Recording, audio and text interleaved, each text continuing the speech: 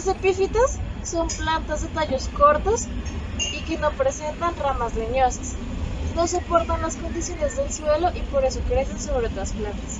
Están adheridas a los troncos y ramas de árboles y arbustos mediante raíces aéreas, es decir, raíces elevadas del suelo, que les permiten a estas plantas fijarse sobre un hospedero, el cual sirve únicamente como soporte. Un ejemplo de planta epífita serían las orquídeas, como la que vemos aquí. Difieren de los parásitas en que no toman el alimento y el agua de la planta que lo soporta, porque no son capaces de penetrar en los tejidos vasculares, es decir, en el xilema y en el floema. En algunos casos pueden causarle daño al hospedero, pues son capaces de competir por la luz y los nutrientes. Además, el peso adicional que añade la epífita a las ramas puede ocasionar su ruptura. Su hábitat se caracteriza por la escasez de suelo, el hecho de que el sustrato esté elevado del nivel del piso del bosque y que generalmente presente una inclinación vertical u horizontal le causa a las epífitas problemas en la dispersión de sus semillas, la obtención de agua, luz o nutrientes.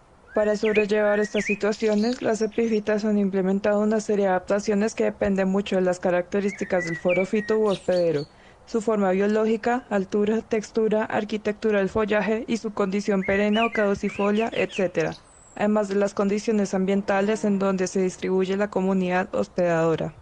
Las epífitas que se distribuyen en la copa están expuestas al sol, al viento y a ocasionales periodos secos. Como consecuencia, muestran muchas adaptaciones desarrolladas por las especies del desierto, follaje grueso y curtido o muy estrecho para prevenir la deshidratación y el secado, mecanismos muy eficaces para absorber y almacenar agua. En cambio, las especies de epífitas que se ubican en estrato con poca luz y condiciones permanentemente húmedas a menudo tienen hojas más delgadas, con extremos goteantes en la punta de sus hojas para deshacerse del exceso de agua, así como una textura ondulada y aterciopelada que incrementa la zona superficial y por consiguiente la capacidad para captar la luz. Presentan semillas pequeñas, con estructuras que facilitan su dispersión por el viento e incluso se dispersan a través de las aves por medio de bayas atractivas.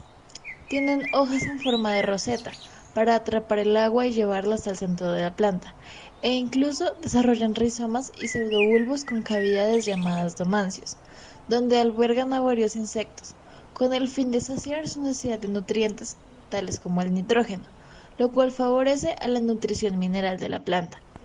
En el caso de las epífitas, su hábito de crecimiento les dificulta la obtención de nutrientes, por lo que no pueden limitarse a obtenerlos únicamente mediante las raíces, sino que todas las partes de la planta son capaces de fijar los nutrientes, especialmente las hojas. La germinación de epífitas depende mucho de la captación de nutrientes. Por eso, en el caso de la mayoría de semillas de orquídea, es necesaria una asociación micórrica específica para germinar, debido a las mínimas cantidades de nutrientes que se encuentran almacenados en las diminutas semillas de las orquídeas. Este hongo realiza una función simbiótica, que ocurre cuando dos organismos conviven para beneficiarse uno del otro, sin afectarse. El hongo ayuda a alimentar a las semillas mientras se desarrollan sus hojas y raíces, pues contribuye a absorber una mayor cantidad de agua y estimula la absorción de nutrientes. El éxito de este proceso en el medio natural se reduce, ya que tienen que coincidir muchos factores simultáneamente, por lo que el porcentaje de germinación de una semilla es muy bajo. Tan solo 10 o 15 semillas germinan en un total de 1.000.000, y solo una o dos llegan a ser plantas adultas después de 2 o 3 años. Otra forma de propagar las orquídeas es la germinación asimbiótica, que ocurre cuando una semilla de orquídea germina sin desarrollarse la presencia del hongo. El clima no es un factor clave al momento de la germinación, pues aunque las orquídeas se desarrollan principalmente en ecosistemas tropicales, algunas pueden llegar a soportar climas extremos, como heladas, altas temperaturas y precipitaciones. Otras adaptaciones estructurales internas pueden ser el desarrollo de una cutícula gruesa o capa cerosa para evitar la pérdida de agua, el desarrollo de tricomas, como los pelos para captar y retener agua, o el desarrollo del velamen, una capa fina compuesta por células muertas que recubre las raíces con el fin de almacenar agua, evitar la pérdida de esta y darle resistencia a las raíces. Por último, un ejemplo de adaptación fisiológica que tiene la mayoría de epífitas consiste en la apertura de sus estomas al anochecer, lo que las convierte en plantas CAM. Esta característica aporta plasticidad en las epífitas, como por ejemplo la presente en la fotosíntesis, al aumentar la fijación por rubisco en el día en periodos de lluvia y disminuir el intercambio gaseoso nocturno en periodos de sequía, minimizando la pérdida de agua por transpiración mientras toman CO2 de la atmósfera. También podemos hablar de plasticidad en epífitas debido a las adversas condiciones de vida anteriormente mencionadas, pues la plasticidad es un medio para controlar la heterogeneidad ambiental. En un estudio realizado por el Centro de Investigaciones Tropicales de la Universidad Veracruzana, se analizaron varias respuestas de epífitas vasculares respecto al área, grosor y densidad de la lámina foliar, la cantidad de masa seca en las hojas y la humedad de cada planta en respuesta a factores ambientales como la radiación fotosintéticamente activa, temperatura, humedad relativa, entre otros, teniendo mayor estrés hídrico e insolación. El estudio concluyó que las epífitas estudiadas presentan plasticidad al aumentar el grosor, la densidad y la masa seca de lámina foliar, mientras que disminuyeron su contenido de humedad. Estos resultados coinciden con los de un estudio realizado en 1998 sobre helechos epífitos, lo que deja en evidencia que estas características son caracteres plásticos de las epífitas. A pesar de estar tan bien adaptadas, las epífitas, como cualquier planta, pueden sufrir de estrés vegetal, donde el organismo trata de sobrellevar una difícil condición ambiental a través de cambios fisiológicos. Un ejemplo claro sería el observado en la especie Tillandsia lonantha, donde se sometió a estrés de sequía por 20 días y se observó que los niveles de toma de CO2 y acumulación nocturna de ácido málico no disminuyeron, al igual que el potencial hídrico, es decir, el que permite que el agua sea tomada por las raíces de la planta y que los solutos presentes en el agua sean diluidos. Pero el nivel de agua de las hojas sí lo hizo. Esto se debe a que la planta reaccionó al estrés extrayendo agua del hidrénquima, este es un parénquima que retiene agua, y cerró sus estomas en la noche. Sin embargo, entre los días 20 y 60, la planta entró en agotamiento y no le fue posible continuar sobrellevando la situación de estrés.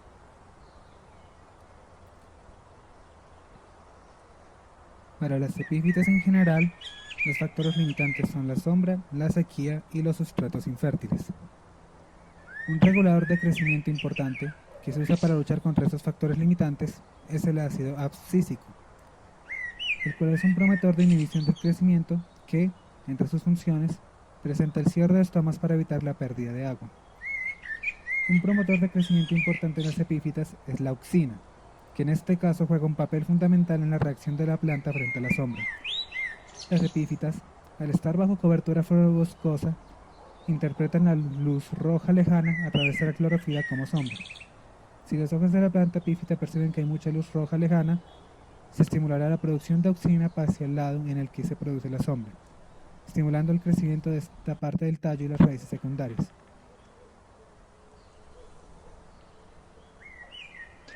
Estos reguladores de crecimiento se movilizan a través del transporte asimilados mediante un proceso conocido como translocación, que no solo moviliza los reguladores de crecimiento, sino que transporta los productos de la fotosíntesis de las hojas hacia otras partes de las plantas y va desde los órganos fuentes, los cuales producen más azúcar de la que pueden consumir, a los órganos demandantes, como son las raíces, el tallo y los frutos, comunicando los órganos de la planta entre sí. El transporte de estas sustancias se da por medio del flema y se transporta mediante la hipótesis de flujo, la cual consta de dos partes. Carga del floema. El floema está compuesto de tubos cribosos y células acompañantes. El agua pasa de las células acompañantes por medio de gasto-energía a los tubos cribosos, los cuales están llenos de la savia floemática, lo cual aumenta la presión dentro de los tubos cribosos y desplaza la savia floemática hacia los órganos demandantes.